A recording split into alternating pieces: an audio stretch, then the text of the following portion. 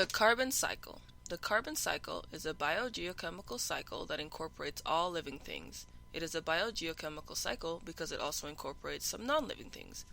The carbon cycle is the movement of carbon from one living thing to another living thing, and a living thing to a non-living thing, and a non-living thing to a living thing.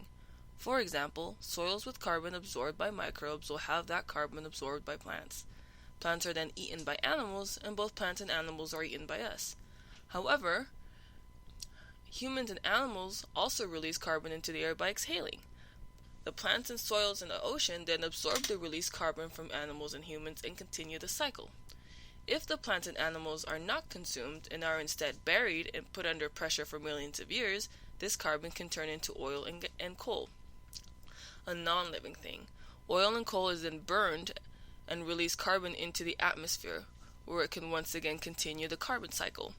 Because the carbon cycle is a closed system, all carbons on Earth is all the carbon that has ever been on Earth and ever will be.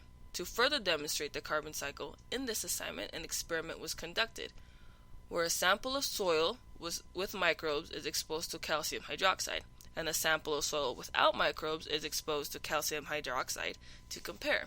Soils with microbes that have carbon will have a chemical reaction with the calcium hydroxide, creating a white calcium precipitate, while soils with no carbon will have no chemical reaction. This can be seen on the picture on the screen.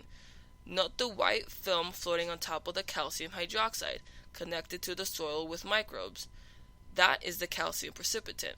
Note that there is no white precipitate on the calcium hydroxide connected to the soils without microbes. This further proves the carbon cycle.